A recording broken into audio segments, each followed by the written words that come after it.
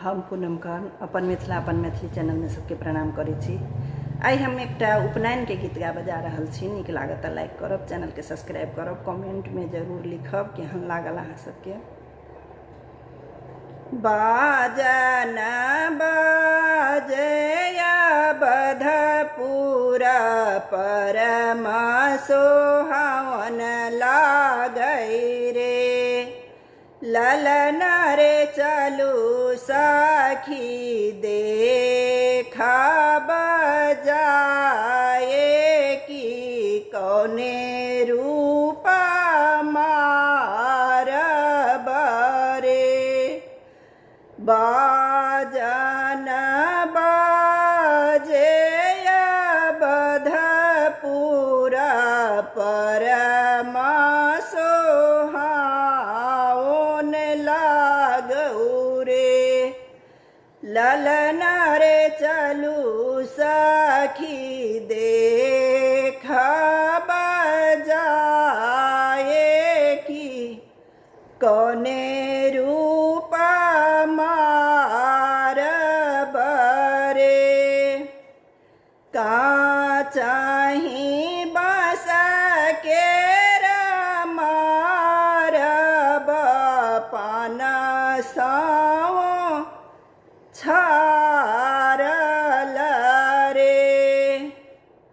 ललन रे मणि बर लागल चारू खम्भ की खम्भ बर सुंदर रे। का चाही बस के मारब पान साओ छारल रे। ललन रे मणि बर लागल चारू खम्भ खम्भ बर सुंदर रे। खटिया बैसल राजा दशरथ पटिया कौशल्या रानी रे। ललन रे कहाँ कहाँ नौता पठायब हमरा के कही दिया रे।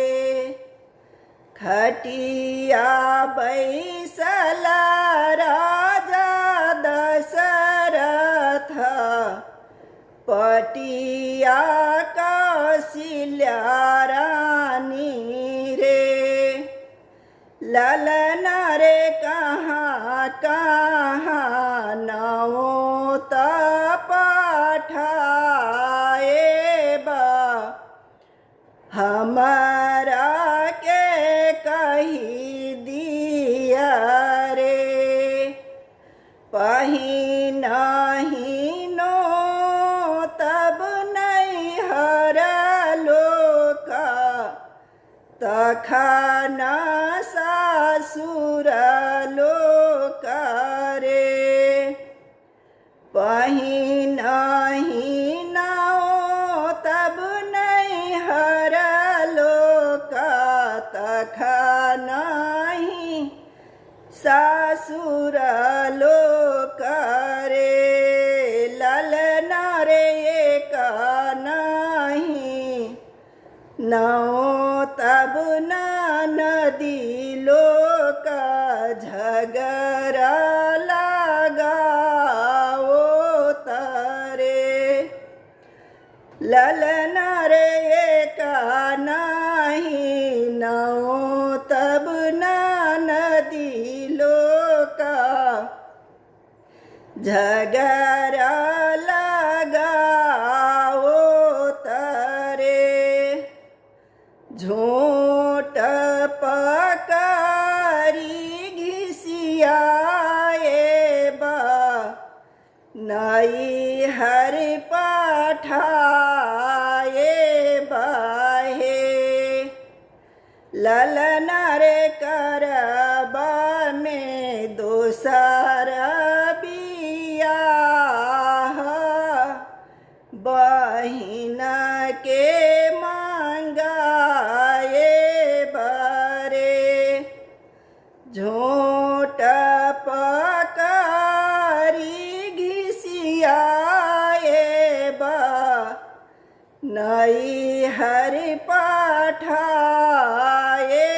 बरे, ललना रे करब में दोसर बियाह, बहिन के